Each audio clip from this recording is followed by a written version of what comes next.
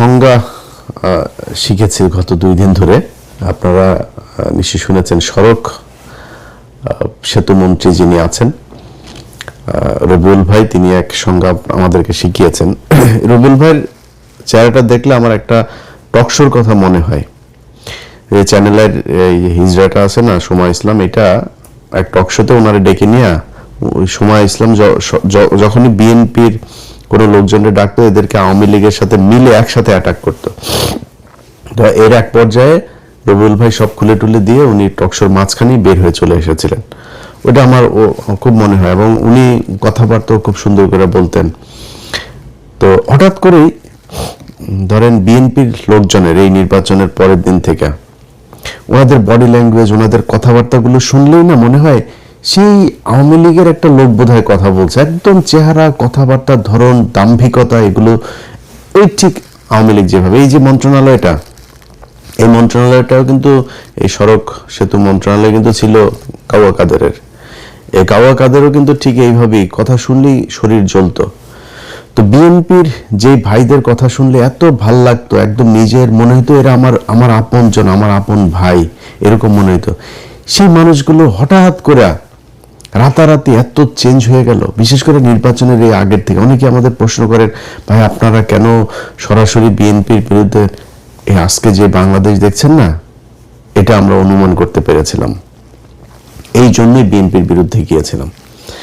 তো ওনারা নির্বাচনের আগে থেকে আওয়ামী লীগের লোকজনকে করে দিবে, আপনার নির্বাচন এই রাজনীতি করার সুযোগ দিবে, সব মামলা তুলে নিবে, এই যেগুলো বলেছে, এবং সেটা এখন করছে। আপনারা দেখছেন বিভিন্ন জায়গায় অফিস টফিস খুলে দিচ্ছে। তো এটার বিএনপির সামনে ধরেন 2টা পরিণতি এখন যে অবস্থায় তারা চলছে সেটাতে। 1981 সালে জিয়াউর রহমান এইভাবে এই হাসিনাকে নিয়ে এসেছিল। 17 দিনের মাথায় জিয়াউর রহমানকে হত্যা করা হয়েছিল। খালেদা জিয়া, তিনি এই আপনার 96-এ যখন এই হাসিনাকে আপনার স্পেস দেয়, উনি কিন্তু 15ই ফেব্রুয়ারি একটা নির্বাচন করেছিল 96-এ। সেই নির্বাচনে আপনার জামাত আওয়ামী লীগকে অংশগ্রহণ করেনি। হাসিনা, খালেদা জিয়া চাইলে থাকতে পারতো, এমন কোনো আন্দোলন হয়নি, এমন মানুষজন মারা যায়নি, ছেড়ে দিয়েছেন। ছেড়ে তারপরে 12ই জুন 96 আবার আরেকটা নির্বাচন দিয়েছিলেন। ওই সুযোগ দিয়ে তারা আবার 96-তে আসতে দেওয়া হয়েছে। 96-তে আসার পরে কি করেছে সেটা আপনারা জানেন।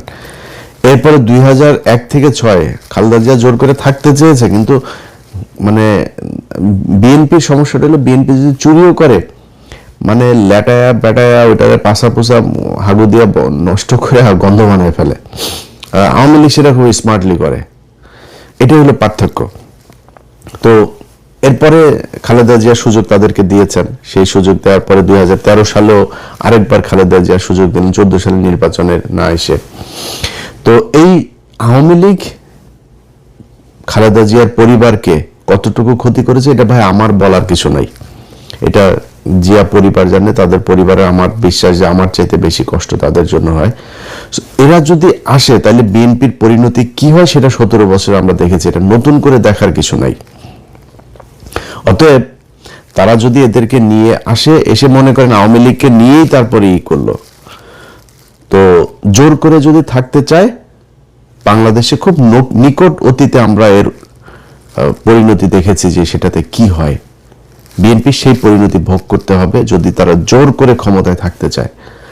আর যদি তারা মনে করে নির্বাচন করবে, গণতান্ত্রিকভাবে জামাতের সাথে রাজনীতি করবে, জামাতের সাথে রাজনীতি করতে গেলে জামাত আপনারা যদি নাকি স্বর্ণ দেখায়, আপনি তো আর এই তামা দিয়ে তো তার সাথে রাজনীতি করতে পারবেন না। জামাত রাজনীতি করে নিজের পকেটের টাকা দিয়ে তারপরে সংগঠন চালায়, আর আপনি চাঁদাবাজির টাকা দিয়ে সংগঠন চালাবেন, এরকমই হবে। এই যে রবিউল ইসলাম ভাই, উনি একটা কথা বলেছেন, মানে উনি কথাটা হয়তো খুব কৌশলে, এর আগেও তো এই চাঁদাবাজি হতো, ওবায়দুল কাদের কোনোদিন স্বীকার করেছে এইভাবে বলেছে কখনো? বলতে হবে কি, আপনি দেখেন প্রতিটা মন্ত্রী দুর্নীতিকে, এই যে এহসানুল হক মিলন দুর্নীতি করেন আগের বার, দুর্নীতির বিরুদ্ধে ব্যাপক কি করা হবে, সবাই দুর্নীতির বিরুদ্ধে, সব কটা মন্ত্রীর বক্তব্য দেখবেন একই রকম। এইটাই হচ্ছে স্মার্টনেস, বাংলাদেশের স্মার্টনেস এইটাই। চুরি করবে। প্রতিটার পেটের মধ্যে বাংলাদেশে এই পর্যন্ত যত মন্ত্রী গিয়েছেন সব করার পেটের মধ্যে দুর্নীতির টাকা, মানুষের ভিক্ষার টাকা, চুরির টাকা, এটা প্রতিটা মন্ত্রীর পেটের মধ্যে। এরা এই দুর্নীতি করার জন্যই এমপি হয়, মন্ত্রী হয়। আজকে যে কথাটা রবিউল ইসলাম বলে দিয়েছেন, এটা আগের মন্ত্রীরা বলেন নাই বা ওনার আশপাশের মন্ত্রীরা বলেন না, এটাই স্বাভাবিক। শহীদুদ্দিন চৌধুরী অ্যানি ভাই আজকে বলেছেন যে না, সড়কে কোনো চাঁদা চলবে না। অ্যানি ভাই, আপনি তো পানি সম্পদ মন্ত্রী, আপনি সড়কের মন্ত্রী বলার কে? সড়কের মন্ত্রী বলে দিয়েছেন চাঁদাবাজি চলবে, অতএব চলবে। এটারে আপনি এখন কালকে হয়তো উনি বক্তব্যটারে সুন্দর করে বলতে পারেন, তারেক রহমান হয়তো একটা থেতানি দিলে হয়তো বলবে সুন্দর করে, বা এই ধরনের কথা ভবিষ্যতে বলবেন, কিন্তু চলবেই চাঁদাবাজি। উনি খুব স্পষ্ট করে বলেছেন যে সরকারি দলের যেই শ্রমিক সংগঠন, তাদের দল চালাতে টাকা লাগে। বক্তব্য কিন্তু খুব স্পষ্ট। শ্রমিক সংগঠনের এই সারা দেশে বিশাল আকারের আপনার সংগঠন, যে চান্দা আব্বাস ছিল শ্রমিক নেতা, তো এরা তো শ্রমিক না, এরা তো চলে। তো এরা কিভাবে চলবে? এরা চলতে হইলে আপনার ওই চান্দা তুলতেই হবে, এই ছাড়া কোনো উপায় নেই। সো আপনাকে রাস্তা দুইটা, হয় নিজে চাঁদা দিয়ে তারপরে দল চালাবেন, নাহলে চাঁদাবাজি করবেন, এছাড়া বিশাল এই দল চলবে না। এখন জামাত ইসলাম কি করে, নিজেরা চাঁদা দেয়, দিয়ে তারপরে দল চালায়। একজন রুকন, তার বেতন যদি হয় 1 লাখ টাকা, প্রতি মাসে 5,000 তাকে মাস্ট তাদের কোষাগারে দিতে হবে। এটাই ওদের রাজনীতি। এখন এরকম একটা রাজনীতি করার দলের সাথে আপনি চাঁদা নেওয়া রাজনীতি করবেন, তো মানুষ তো সেটা সহ্য করবে না। সো সেই ক্ষেত্রে আলটিমেটলি যেটা হবে সেটাই। সো রাস্তা আপনার হাতে দুইটা, একটা হয় আপনাকে রাজনীতি চেঞ্জ করতে হবে, এই আপনাদের যে পলিসি সেটা চেঞ্জ করতে হবে, করে নিজের পকেটের টাকা দিয়ে নিজে রাজনীতি করবেন, অথবা শেখ হাসিনার মতো ফ্যাসিস্ট হবেন, জোর করে ক্ষমতায় থাকবেন, কোনো কথা শুনবেন না, কিছু হইলে বলবেন যে সংবিধানের ভয়। কারণ আপনাদের ট্রুথার আছে এখন, এবং ট্রুথার তো আপনাদেরকে খুব পরিকল্পিতভাবে দেওয়া হয়েছে। এই ডক্টর ইউনূস আপনার যেদিন লন্ডনে যায় সেদিনই তিনি নির্ধারণ করে দিয়ে এসেছেন যে বিএনপি ক্ষমতায় যাবে, তাদেরকে ট্রুথার দেওয়া হবে, যত দুর্নীতি, চাঁদাবাজি, ধান্দাবাজি এই তত্ত্বাবধায়ক সরকার যা করে গিয়েছে এটার বিরুদ্ধে বিএনপি কিছু বলবে না, সবাইকে সেফ এক্সিট দেবে। যে দেশে থাকতে চায় দেশে থাকার ব্যবস্থা করে দেবে। এরা থাকবে না বেশি দিন। আসিফ নজরুল ধরেন দেশে আছে, এখন থাকবে না।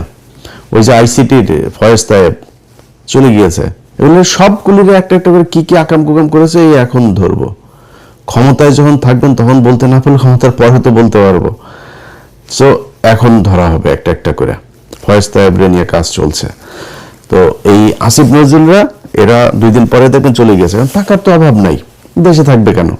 বোরে দিয়ে আপনার কালেকশন করাইতো, নিউজও তো হয়েছে, আপনারা দেখেছেন। তো এখন এই যে এরা ওই সময় বলে করে দিয়ে গিয়েছে যে তোমাদেরকে ট্রুথার দেওয়া হবে, ট্রুথার দিয়ে সংবিধান এবার যেমনি মনে চায় তেমনি তারা কাটছাট করে তাদের মতো করে সংশোধন করবে। এইটাই ছিল হয়েছে যে এই তত্ত্বাবধায়ক সরকারের মূল এজেন্ডা। এর বাইরে এই যে সরকারটা গেল 1.5 বছর, 1.5 বছরে বহু কিছু করা সম্ভব। সবচাইতে দুর্বল আর দুর্নীতিগ্রস্ত একটা তত্ত্বাবধায়ক সরকার ছিল, যেটার আমরা বিপ্লবী সরকার বলতাম। সেই বাঞ্চোতরা ছিল সবচাইতে বেশি দুর্নীতিগ্রস্ত। এদের মতো দুর্নীতিগ্রস্ত আর একটা সরকার এই পর্যন্ত বাংলাদেশের তত্ত্বাবধায়ক সরকারে আসে নাই। এমনকি এই যে মঈনুদ্দিন ফখরুদ্দিনের যে সরকার না, আমার তো মনে আছে এদের চাইতে বহু সততা নিয়ে তারা কাজ করেছে। তো তারা আমাদের হাতে এখন ঝুলাই দিয়ে গেল একটা দুর্নীতিগ্রস্ত সরকার। এটা নিয়ে এখন আমাদের থাকতে হবে।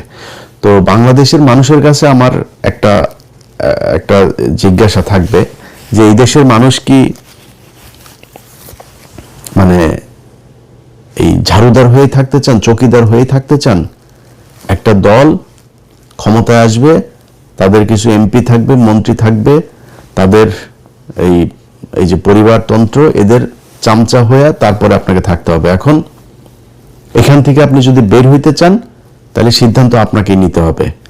এই যে নির্বাচনটা হইল, এই যে রাজনীতি হয়, এই যে রাস্তায় ধর্মঘট, হরতাল, পিকেটিং, কোনোদিন কোনো এমপির ছেলেকে আপনার পাশে পেয়েছেন যে সে রাস্তায় এসে তারপরে এটা করে? কোনো এমপির ছেলে আপনার সাথে এই যে ভোট কেন্দ্রে গিয়া তারপরে এই ভোট কেন্দ্র দখলের কাজে মারামারি করেছে, মানুষকে হুমকি দিয়েছে? কোনো এমপি এই নির্বাচনের সময় এমপি মন্ত্রী অনেকের ছেলে যারা এখন মন্ত্রী হয়েছে, এমপি হয়েছে, এদের অনেকের ছেলে দেশেই যায় নাই, ইউরোপে থাকে, আমেরিকাতে থাকে, অস্ট্রেলিয়া থাকে, কানাডা থাকে, পড়াশোনা করে, তাদের পাতলা পায়খানা হইলেও তারা সিঙ্গাপুরে যায় চিকিৎসা করতে। আর তোদেরকে বানায় রাখছে বোকাচোদা। তোরা পৃথিবীর সবচেয়ে বোকাচোদা জাতি। এটারে ওই মঞ্চে ইয়ে করে, জনসভা করে না, বীরের জাতি, আমরা এই বীরের জাতি, 71-এর বীরের, সোগাটা ওইখানে মেরে দিছে তোদেরকে। তোরা পৃথিবীর সবচেয়ে নিকৃষ্ট জাতি, মানে আমরা পৃথিবীর সবচেয়ে নিকৃষ্ট জাতি। এদের মতো এরকম কামলা খাটা জাতি পৃথিবীর মধ্যে আর কোথাও নাই। আমরা পৃথিবীর যেই দেশে যাই, বাথরুম পরিষ্কার, রেস্টুরেন্টের কাজ, সিকিউরিটি, যত নিম্নমানের কাজ আছে এরা আমরা করি। মিডল ইস্টে যান, যে আমেরিকা থেকে বিশাল ভাব সাপ নিয়ে আমরা দেশে যাই না, কোট সুট মুট পরে টরে সব করে এখানে ফকিরনিগিরি কামলা দিয়ে তারপরে যায়, ভাব মারায় আমেরিকা থেকে এসেছি। এই হলো অবস্থা। এরপরে কি হয়, পোলাপান বড় হয়, বড় হয়ে তারপরে মনে করেন যদি মেয়ে হয়, বিশেষ করে ধরে একজন বিশেষ এক জাতিকে ধরে, ওই বিশেষ জাতি সাদাটা দাও পায় না, বিশেষ জাতির ধরে তারপরে পরিবার শেষ।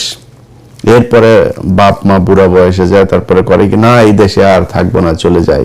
এরপরে যায় দেশে গিয়ে এতিমখানায় টাকা পয়সা। আমি পরিচিত লোকজনের এগুলি নিজের চোখের সামনে দেখা, এই জন্য বললাম এটাই আমাদের জাতি। আমরা, আমার দেশ নাকি সোনার বাংলাদেশ, এই সাউয়ার বাংলাদেশ রে, সাউয়ার বাংলাদেশে বাংলাদেশের মানুষ থাকতে পারে না। দেশের মানুষ বাইরে যায়, কামলা দেয়, টাকা পাঠায়, সেই টাকা ওরা পাচার করে বিদেশে পাঠায়। এটাই হলো বীরের জাতি। তোদের যদি লজ্জা থাকে তাহলে ভবিষ্যতে এদের এই ঠিকাদার, পাহারাদার, চৌকিদার কামলা দিতে সামনে আর যাবে না। তোদেরকে দিয়া এই নির্বাচনের মাঠে কেন্দ্র দখল করায় তোদেরকে চাকর বানায়, তোরাই চাকর। প্রতিদিন এই যে ট্রাকের মধ্যে থেকে যে চাঁদাগুলি নেন, এটা কিন্তু এমপির কোনো ছেলে নেয় না, মন্ত্রীর কোনো ছেলে নেয় না, কিন্তু এটা টাকার ভাগ একদম শেষ মাথা পর্যন্ত যায়। টাকাটা উঠায় কাজে যে তোরে দেওয়া উঠায়, তুই কামলা, ওইখানেও তুই কামলা। সো এই তোদের মতো কামলাদেরকে দিয়া এই দেশে এরা রাজনীতি করে, এদের ছেলে মেয়েদেরকে বিদেশে পড়াশোনা করায়, নিজেদের কিছু হলে তারপর ট্রিটমেন্ট নিতে যায় সিঙ্গাপুর, থাইল্যান্ড, ব্যাংকক। বাংলাদেশে এদের ট্রিটমেন্টও নেয় না এরা। এইভাবেই চলছে, একদম চোখের সামনে এইভাবে চলছে। প্রতিটা মন্ত্রী, এমপি, সব করার সন্তানের পেটের মধ্যে চুরির টাকা, দুর্নীতির টাকা, এই দেশের মানুষের ভিক্ষা করা টাকা এগুলি। এই যে বলেছে না যে এদেরকে চাঁদাটা নাকি এমনিতেই যারা স্বেচ্ছায় দেয়, স্বেচ্ছায় নিয়ে ফাও কেউ টাকা 1 টাকা দেয়। আর যদি স্বেচ্ছায় নিতে চাস তাহলে তোর লোকজনরে বল যে থাল নিয়ে বসতে, আল্লাহর হস্তে 2টা দে, এমনি বলতে বলবে। লাঠি একটা হাতে নিয়ে, আমরা দেখি নেই এই চুয়াডাঙ্গা থেকে ঢাকায় আসতাম, মানে শুরু হয় আপনার একদম ঝিনাইদহ থেকে শুরু হইতো, মাগুরা, ফরিদপুর, রাজবাড়ী, এইদিকে মানিকগঞ্জ, সাভার, পুরোটা গাবতলী থেকে একদম পুরোটা আপনার এই চাঁদাবাজি চলতো। লাঠি একটা নিয়ে 3-4টা পোলাপান দাঁড়ায় থাকতো, এরা বিভিন্ন জায়গায় এই যে বিট করা, এই যে বামগুলো করা, যাতে ওইখানে আসলে আপনাকে গাড়ি থামাইতে হবে। এবং কন্ট্রাক্টর ওই জায়গায় জানতো কয় টাকা দিতে হইতো, ওই টাকা সে হাতের মধ্যে রাখতো, দিয়ে চলে আসতো, কোনো বার্গেনিং নেই, এটা ধরা বাঁধা। সো সবাই জানে আপনাকে দিতেই হবে, তাই আপনি দেন। আপনি থাল নিয়ে দাঁড়ায়েন তো দেখি স্বেচ্ছায় কিরকম দেয়। সো এটা স্বেচ্ছায় টাকা না, আপনি জোর করে ভিক্ষা নিচ্ছেন। এই ভিক্ষার টাকা একদম শেষ দলের শেষ মানুষ পর্যন্ত যায়, এটাই যায়। মনে করার কোনো কারণ নেই যে এমপিরা যে আপনার মনে করেন দলের সর্বোচ্চ নেতাদেরকে আপনার এই যে টাকা দিয়ে তারপর মনোনয়ন নিয়েছে, এমপি টাকা কই পায়? ও একদম একদম এই ভিক্ষুকের কাছ থেকে যে টাকাটা নেয়, ফুটপাতের যেই একজন হকারের কাছ থেকে যে টাকা নেয়, মেথরের কাছ থেকে যে টাকা নেয়, সব টাকা ওইখানে যায়। তোদের পেটে এমন কোনো অসভ্য টাকা নাই, এমন কোনো ছোট টাকা নাই যেই টাকা তোদের পেটে যায় না। সো এটাই হলো বাংলাদেশ। যারা কিনা কাজ করে খায় তারা নিজের হালাল পয়সা তারপরে খায়। এই হালাল টাকাটারে তোরা মানে হারাম করে তারপরে এই নিকৃষ্ট এই টাকা পয়সা তোরা খাস। এটা হইলো গিয়া তোদের মানে রাজনীতি। সো এই রাজনীতি কইরা যদি নাকি তারা বাংলাদেশে ক্ষমতায় জোর করে থাকতে চায়, থাকতে পারবে। কিন্তু যদি তারা মনে করে যে কম্পিটিশনে যাবে, তাহলে সম্ভব না। এবার এই দেশের মানুষ হুমড়ি খেয়ে পড়েছিল দাঁড়িপাল্লায় ভোট দেওয়ার জন্য। কেন, কি কারণে? মানুষ এই চাঁদাবাজি, মাস্তানি, দখলবাজি এখান থেকে বের হতে চেয়েছিল। এই কারণে মানুষ দাঁড়িপাল্লাকে দেখতে চেয়েছিল যে দাঁড়িপাল্লা আসে কিনা। যদি দাঁড়িপাল্লা আছে, দাঁড়িপাল্লা 5 বছর পরে আরো শক্তিশালী হয়ে আসবে, আপনি সিদ্ধান্ত নেবেন যে ভালো হবেন নাকি হাসিনার মতো আরো মানে সর্বোচ্চ ফ্যাসিস্ট হয়ে তারপরে ফ্যাসিজমের মাধ্যমে এই দেশ পরিচালনা করবেন। এই দুইটা, সেটা হচ্ছে আপনি খুব বেশি পারবেন তা না। আমরা ভাই এই গত 17 বছরে দেখলাম তো, আজকে এই যে বাবারে বাবা সারা দেশ বিএনপি, আরে বাবারে বাবা সব বিএনপির লোকজন, বিএনপি সারা দেশে কোনো লোক নেই, রাতারাতি চেঞ্জ হয়ে যায় পরিস্থিতি। এগুলো আমাদের চোখের সামনে দেখা। আমরা তো জীবনের অর্ধেক বয়স পার করে ফেলছি, আল্লাহ জানি না কতদিন বাঁচায় রাখবে। তো যদি ফুল বাঁচায় রাখে তাও অর্ধেক পার করে ফেলছি। এখন ধরেন এই সময়ের ভিতরেই খুব কঠিন কঠিন সময় আমাদের এই আমরা মানে খুব সৌভাগ্যবান বলেন আর দুর্ভাগ্যবান বলেন, আমরা কিন্তু অনেক কিছু দেখেছি, এটা পৃথিবীতে হয়তো খুব কম জাতি দেখবে। আমরা হাসিনার মতো এরকম এক ফ্যাসিজমের পতন দেখেছি, আমরা কোভিড দেখেছি, 1/11 দেখেছি, অনেক কিছু দেখেছি কিন্তু আমরা। সো এই যে আমরা চোখের সামনে যেগুলো দেখলাম, যে অবস্থাগুলো, এগুলো আপনাদের জন্য উদাহরণ। এই উদাহরণ দেখে আপনি যদি ঠিক না হন তাহলে তার কিছু বলার নাই। আপনার আশপাশে আজকে যত মানুষজন দেখছেন, মানুষ আপনার পাশে ছিল না, থাকবেন, এটা আপনারা জানেন খুব ভালো করে। আজকে যে ব্যক্তি এমপি হয়েছে সে যদি মনোনয়নটা না পেত না, বা আজকে ওই যে এই কাউয়া ইয়ের দেখেন, ওই যে এই হারুন পাপিয়ার ঘর জামাইটা, এর আশপাশে কেউ আছে? ওই যে কুমিল্লায় মঞ্জুর মুন্সি বাড়িঘর জ্বালাই দিয়েছে নির্বাচনের পরের দিন, কেউ ঠেকাতে পেরেছে? কেউ তার পাশে আছে? কেউ পাশে নেই। আপনার পাশে যে চৌকিদার দফাদার যে ছিনতাইকারী যেগুলো মাদক ব্যবসায়ী এগুলো থাকে, এগুলো সবাই ওই জন্যই, কিছু খাওয়ার জন্যই থাকে, এছাড়া থাকে না আপনার পাশে। সো আজকে যারা আছে এরা থাকবে না কালকে। আর জামাত ইসলামের এক নেতার সাথে কথা বলছিলাম, জামাত ইসলাম আমি বললাম যে ভাই মনে করেন আপনাদের উপরে আবার ফের সে আগের মতো জঙ্গি নাটক টাটক সাজায় নানানভাবে আপনাদের উপরে প্রেশার ক্রিয়েট করা শুরু করলো, কি করবেন? আমরা রাজনীতি ছেড়ে দেবো, আমরা মানুষ তৈরি করব। আমরা তো আর কিছু ধান্দাবাজির জন্য তো আমরা রাজনীতি করি না, আমরা সরে যাব। আওয়ামী লীগকে যদি তারা স্পেস দেয় নিয়ে আসে, তারপরে আওয়ামী লীগকে দিব রাজনীতি করতে। আওয়ামী লীগে বিএনপির সোজা বানায় ফেলার একদম যা রাস্তা সেগুলো তারা জানে এবং সামনে তারা করবে। ব্যাস শেষ। আমি শুনে তাজ্জব হয়ে গেছি, যেমন বলে কি, হ্যাঁ যদি এটা জামাত ইসলাম যদি এটা করে, বিএনপি যদি ধরেন এদেরকে নিয়ে আসে, জামাত ইসলাম যদি ওইটা করে, তাহলে বিএনপি বলে দল থাকবে না বাংলাদেশে, জামাত ইসলাম থেকেই যাবে। জামাত ইসলাম রাজনীতি করুক আর অরাজনৈতিক সংগঠন থাকুক, তাদের যে আদর্শ সেটা তারা বাস্তবায়ন করে নিয়ে যাবে। কিন্তু আপনি পারবেন না। আপনি ক্ষমতায় থাকলে আছেন, ক্ষমতায় না থাকলে নাই। আমরা এটা নিজের চোখে দেখেছি, একটা ককটেল ফোটার পরে কিভাবে সব দৌড় দেয়। কেউ ছিল না এদের পাশে। নিজের পার্টি অফিস, সেই পার্টি অফিসে পর্যন্ত যাইতে পারেন নাই। পার্টি অফিসের ঘরের হালকা করে এই কেচি গেটটা লাগে, আবার খোলেন, আবার এই চোর পুলিশ খেলা আমরা দেখেছি। এটাই তো বিশাল এই রাজনৈতিক দলের অবস্থা না? সো ক্ষমতা থাকবে না, আপনারাও থাকবেন না। আওয়ামী লীগ যদি নাকি আওয়ামী লীগকে আপনি ই করে দিবেন, আর ভারত মনে করেন আপনার চেয়ে আওয়ামী লীগকে দূরে রাখবে ক্ষমতা চেয়ে, ভারত সর্বোচ্চ জিনিস দিয়া তারপরে আপনার আজকে মিডিয়া দেখছেন না যে একটা আপনার লোক না, এরা আপনাকে খাম্বা তারেক বলেছে, এরা আপনাদের খালেদা জিয়ার বিরুদ্ধে কথা বলেছে, এরা বলেছে। আপনি যান, গেল 1 বছর আগেও আপনি সময় টিভি, 71 টিভি টক শো দেখেন, তাদের নিউজ দেখেন, কত জঘন্য ভাষায় কথা বলেছে। তারাই এখনো বসে আছে, আপনি তাদেরকে টাকা পয়সা টয়সা নিয়ে কিচ্ছু করেন নেই। এটা আপনারা করেছেন। এখন এদেরকে বসায় রেখে যদি মনে করেন সামনে পরিস্থিতি একটু টালমাটাল অবস্থায় আসে, তারা আপনার পক্ষে থাকবে, তারা সব আওয়ামী লীগের পক্ষে কাজ করবে, ইন্ডিয়ার পক্ষে কাজ করবে, এরা সব ইন্ডিয়ার লোক। ইন্ডিয়াদেরকে বসিয়ে রেখেছে। ইন্ডিয়া কখনোই আওয়ামী লীগকে রেখে বিএনপিকে ক্ষমতায় আনবে না। এটা এর আগে জিয়াউর রহমানের সময় প্রমাণিত হয়েছে, খালেদা জিয়ার সময় প্রমাণিত হয়েছে, তারেক রহমানের সময় প্রমাণিত হবে। সো ইন্ডিয়ার হাতে সেই চয়েস আছে। ইন্ডিয়া সবাই বসিয়ে রেখেছে ওই পারে, সুযোগ পেলেই আস্তে করে এখানে দিয়ে দিবে। চয়েস আপনার, কি করবেন? দলরে ঠিক করবেন, নিজেরা চাঁদা দিয়ে দল চালাবেন, না চাঁদাবাজি করে তারপরে জামাতের কাছে হারবেন, নাকি চাঁদাবাজিও করবেন, জোর করেও ক্ষমতায় থাকবেন, এক পর্যায়ে গিয়ে তারপরে ইন্ডিয়ার আওয়ামী লীগের কাছে ক্ষমতা হারাবেন। এই চয়েসগুলো আপনাদের সামনে দেওয়া থাকলো।